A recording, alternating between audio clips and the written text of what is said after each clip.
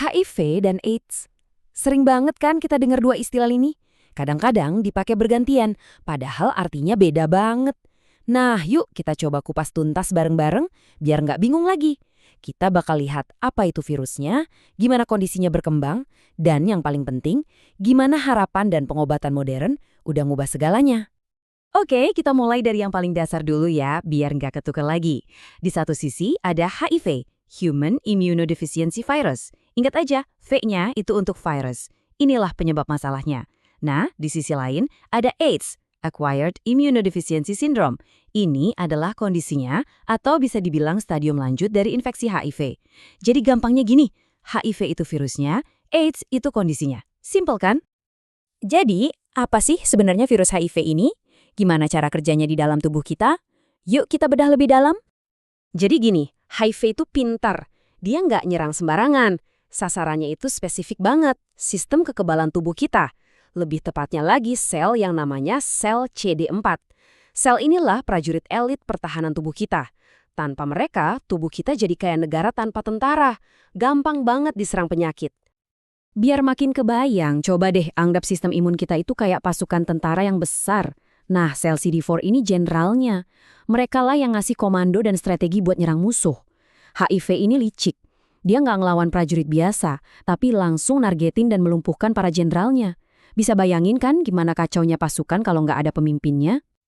Nah, ini juga penting banget buat diluruskan. HIV itu tidak menular lewat salaman, pelukan, pakai toilet bareng, apalagi gigitan nyamuk. Jadi nggak perlu panik berlebihan.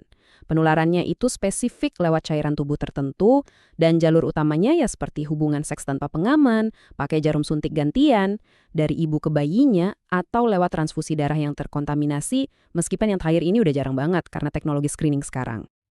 Oke, kita udah kenal virusnya. Sekarang, gimana ceritanya infeksi HIV bisa berkembang jadi kondisi yang kita sebut AIDS? Kuncinya ada di satu frasa, jika tidak ditangani. Jadi, penting banget nih dicatat. AIDS itu bukan penyakit baru atau virus yang beda. AIDS itu adalah sebuah level atau stadium akhir dari infeksi HIV. Diagnosis ini baru muncul ketika sistem kekebalan tubuh seseorang udah rusak parah banget, yang biasanya kelihatan dari jumlah sel CD4 yang udah anjlok drastis. Prosesnya tuh kurang lebih begini. Pertama, orang terinfeksi HIV. Kalau dibiarin aja tanpa obat, virusnya bakal terus-terusan berkembang biak dan ngerusak sel CD4. Akibatnya, sistem imun jadi makin lemah, dan lemah. Sampai akhirnya kuman atau penyakit yang biasanya enteng aja buat kita jadi masalah besar.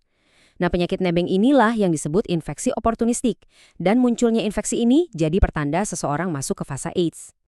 Kenapa namanya oportunistik? Ya, karena mereka ini cari kesempatan dalam kesempitan. Mereka manfaatin banget kondisi sistem imun yang lagi anjlok. Jadi ini bukan flu biasa ya, tapi penyakit-penyakit berat kayak pneumonia parah, TBC, atau infeksi otak kayak toksoplasmosis. Penyakit-penyakit ini buat orang sehat mungkin nggak jadi masalah besar, tapi buat seseorang dengan AIDS ini bisa fatal. Efek dari HIV ini ternyata nggak cuma soal fisik aja loh. Dampaknya itu berantai, kena kemana-mana, termasuk ke kehidupan sosial dan mental seseorang.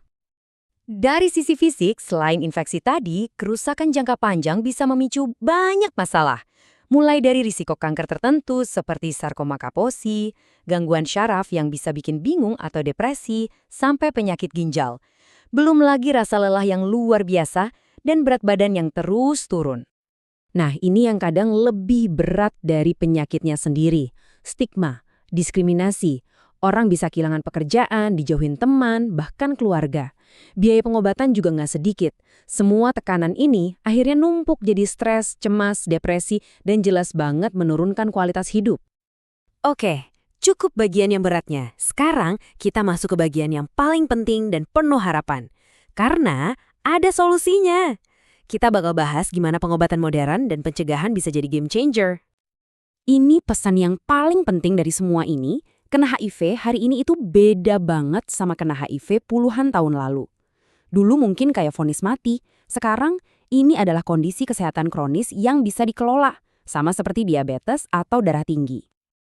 Pahlawannya apa? Namanya terapi antiretroviral atau ART.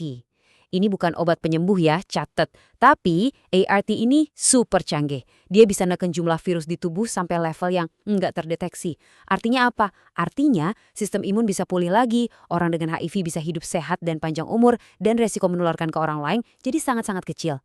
Keren banget kan? Tentu saja, mencegah itu selalu lebih baik daripada mengobati. Dan caranya sebenarnya simple dan efektif banget. Pakai kondom secara konsisten, rutin tes HIV biar tahu status kita, jangan pernah pakai jarum suntik barengan, dan pastikan produk darah itu aman. Inilah pilar-pilar utamanya. Sebagai penutup, saya mau kasih satu pertanyaan buat kita renungin bareng-bareng. Di zaman sekarang, di mana udah ada obat ART yang bisa ngendaliin virusnya, seringkali musuh terbesarnya itu bukan lagi virus itu sendiri, tapi stigma, rasa takut dan salah paham dari masyarakat. Stigma inilah yang bikin orang takut tes, takut berobat, dan takut mencari dukungan. Jadi pertanyaannya, mana yang sebenarnya lebih berbahaya? Virus yang bisa kita kendalikan, atau stigma yang terus-menerus melukai dan mengisolasi? Nah, itu PR buat kita semua.